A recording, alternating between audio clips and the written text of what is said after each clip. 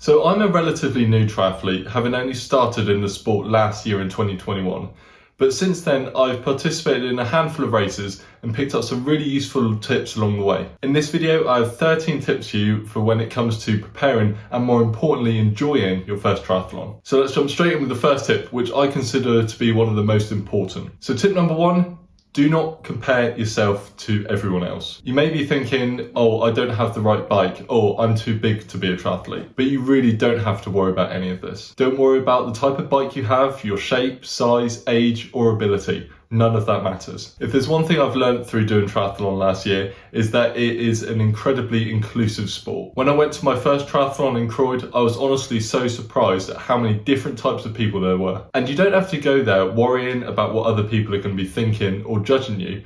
You might think, oh, I don't have the best bike, so I shouldn't be there. But in all honesty, they're too busy worrying about themselves and probably won't even notice that you're there. So tip number one of the most important out of them all, don't compare yourself to others. Tip number two is to not attempt a flying mount unless it's something you've specifically practiced. It's definitely one of those things where it's simply not worth the risk unless it's something you've practiced and are competent at. The problem we have is that people see the pros doing it and making it look really easy and feel they need to do the same. But at our level, as amateur age group triathletes, it really isn't going to make that much of a difference. If you think about it, you're likely to be quicker if you stop, take your time, make sure you get on your bike properly, than try a flying mount, fall off and potentially injure yourself. And if you're new to triathlon, trying a flying mount is probably the last thing you want to worry about. So leave that until you've got a bit more experience under your belt. Tip number three is to not neglect fueling, which is a mistake I definitely made in the past. I remember in my first triathlon in Croyd,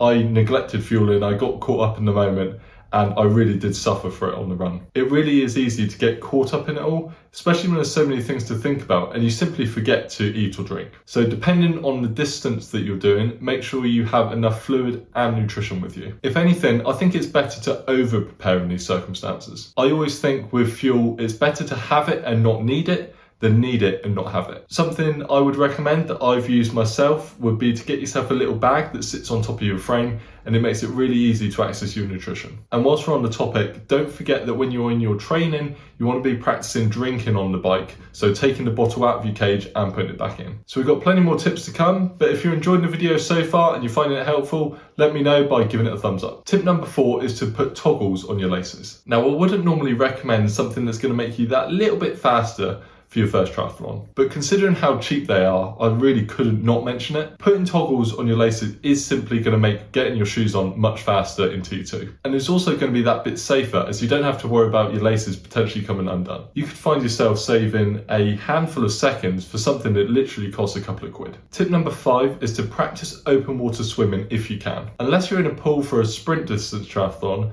chances are the swim is going to be in open water. Now, I'm saying from experience, it is very different to swimming in a pool, and so it's really good to get a bit of experience under your belt if you can. Now, I'm lucky to live right on the coast, so I get the opportunity to swim in the sea quite a lot when the conditions are good. But if you live more centrally, you can always find a local lake that does swimming, and if you can, find a group to go with as well. It's good to practice swimming close to others purely for confidence, and you also get to practice sighting as well, which is a really useful skill to have during the swim. Next tip is to recce the bike course if you can. So my first triathlon in Croyd was a local one, and so I was fortunate enough to have the opportunity to recce the course ahead of time. I found it really useful, as I found I went into it a lot more prepared, especially than some of my competitors actually, and it allowed me to anticipate things like hills and potholes. It may also give you a better idea on what type of bike is more suitable for the course, and is also an excellent opportunity to practice your fueling strategy. A lot of races will provide a GPX file for the bike course, so you can download it, upload it to your bike computer,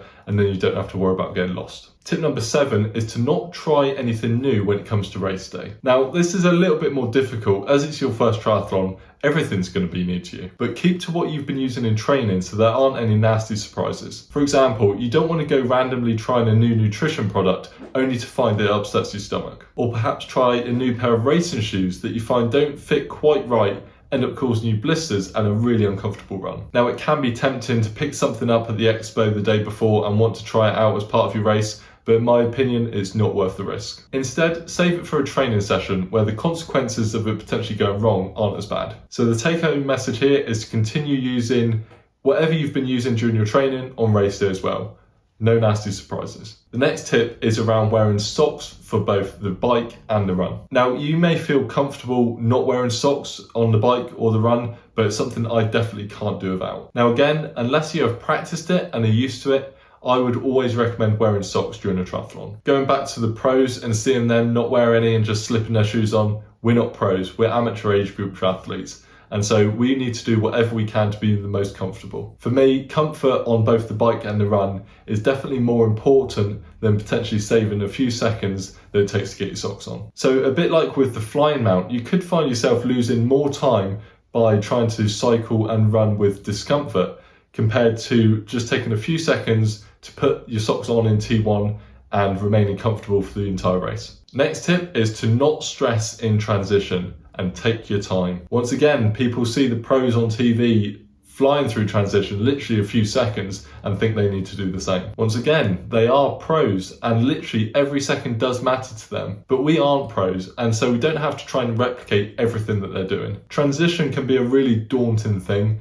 Heart rate is sky high after the swim, and you've always got that nagging feeling in the back of your head that you're going to forget something when you head out on the bike. So once you're out of the swim, take a deep breath and relax. It's your first triathlon, so it doesn't matter if you take 1 minute or 10. If you have to walk to your bike to calm down a little bit, do it. If you need to use the loo before heading out on the bike, do it. If you need to stop, have a breather and potentially something to eat or drink, do it. Take however long you need in both T1 and T2 to ensure that you have a sustainable and enjoyable remainder of the race. Tip number 10 is to get yourself a transition bag. Hands down, one of the best bits of kit I've invested in when it comes to triathlon is a transition bag. Other than the bike itself, obviously, I can fit everything I need for a triathlon in that one bag. This even includes the bulkier items like my wetsuit, bike helmet and 2 pairs of shoes. There's several different compartments, and so I organise my kit into the 3 disciplines: swim, bike and run. Getting prepared in transition before the race is so much less stressful because you know exactly where everything's going to be. I use one from Zone 3 which I've been really pleased with and would highly recommend.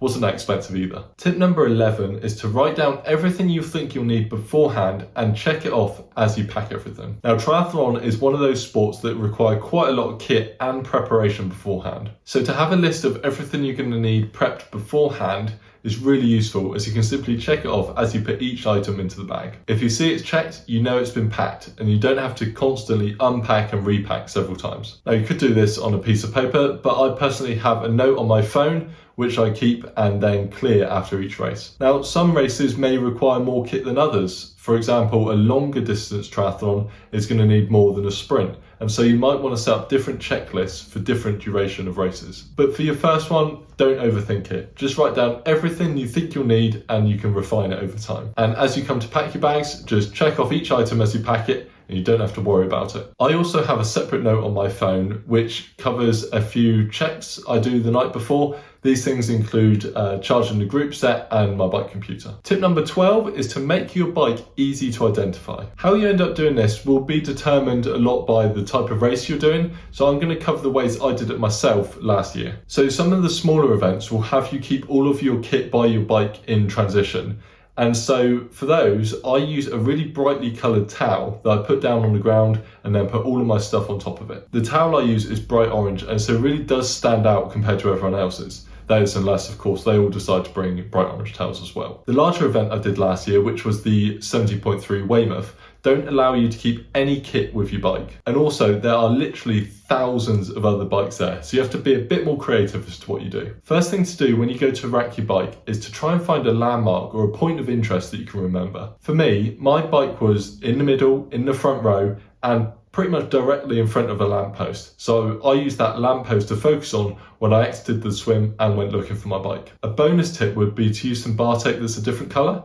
My bike is grey with purple bar tape, so it does stand out quite a bit compared to the black on black bikes you see a lot. And the final tip, which is the most important of all, is to simply enjoy it. Don't worry about placing in a certain position or finishing in a certain time. It's your first triathlon, so your number one objective would be to simply enjoy the day. Anything else is a bonus, and you're guaranteed to have other races in the future where you can set yourself little personal goals. If you made it this far in the video, thank you. I hope you enjoyed it and took some value from it. If you did, I'd really appreciate it if you could like the video and subscribe to the channel if you haven't already. If you click on the screen just here, you can see my recent video, which is either going to be my return to park run after breaking my foot, or perhaps a ramp test that I did. If you have any tips for other first-time triathletes, please do share them in the comment section below. Again, thank you so much for watching, and I'll catch you next time.